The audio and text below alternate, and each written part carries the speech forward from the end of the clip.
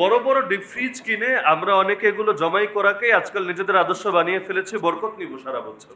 আসলে তো উদ্দেশ্য বরকত না, উদ্দেশ্য হলো গরুর দাম অনেক বেশি, একবারে কাম সাইরা ফেলে সারা বছর বৈশা বৈশা খাবো। ফ্রিজ প্রসঙ্গে আরেকটা কথা বলে রাখি, রাসূল 1 বছর, হাদিসের মধ্যে আছে রাসূল 1 বছর নিষেধ করেছিলেন তোমরা 3 দিনের বেশি কেউ গোশত জমা করবা না। এই পরিমাণ জমা করতে পারো যেটা 3 দিন খেতে পারবা, এর চাইতে বেশি যা আছে সেটা দান করে দিবা। কেন?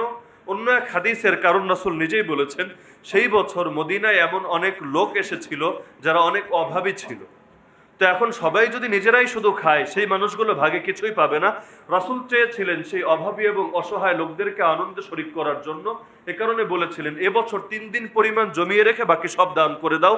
পরের বছর রাসূল বললেন, তিরমিজির হাদিস, হাদিসের মান সহিহ, কুনতু নাহাইতুকুম আন লুহুমিল আদাহি ফাওকা সালাস, আমি তোমাদেরকে 3 দিনের চাইতে বেশি কোরবানির পশু স্টক করতে নিষেধ করেছিলাম। ফাকুলু মা বাদালাকুম, এই বছর তোমরা যতদিন মনে চায় খেতে পারো। ও আতাইমু ওয়াদাখিরু, নিজেরাও খেতে পারো, অন্যদেরকে খাওয়াতেও পারো, স্টকও করতে পারো। তার মানে এখান থেকে বোঝা যায়, কোনো বছর যদি মুসলমানদের মধ্যে অভাব, অনটন, দুর্যোগ, অন্য কোনো মুশকিল দেখা দেয়, তাহলে মুসলমানদের জন্য উচিত সে বছর নিজেরা কম স্টক করবে, দান বেশি করবে।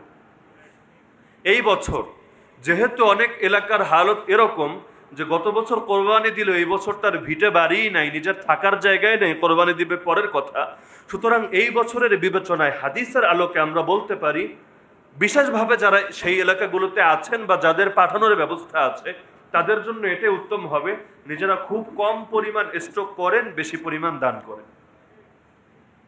যদি আপনার এলাকার হালতে এমন হয়, আপনার এলাকার হালতে এমন হয়, পুরো এলাকার মধ্যে আপনি 2-4 জন কোরবানি দিচ্ছেন, বেশিরভাগ মানুষ সামর্থ্যের কারণে দিতে পারছে না, আপনাদের জন্য এটা উত্তম হবে যে আপনারা কম স্টক করেন, বেশি পরিমাণে দান করেন।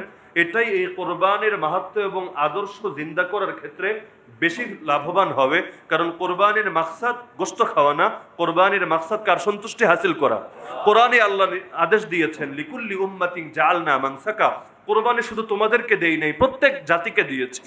লিয়াযকুরু ইসমাল্লাহি আলা মা রাযাকাহুম মিন বাহিমাতিল আনআম, যেন আল্লাহর দেওয়া রিজিক, এই যে পশু জীবজন্তু, এগুলোকে তোমরা আল্লাহর নামে উৎসর্গ করতে পারো। ফাকুলু মিনহা ওয়া আতইমুল বাঈসাল ফাকির, সুতরাং তোমাদের করণীয় হবে নিজেরাও খাবা, দুস্থ, অসহায় এবং গরিবদেরকেও খাওয়াবা।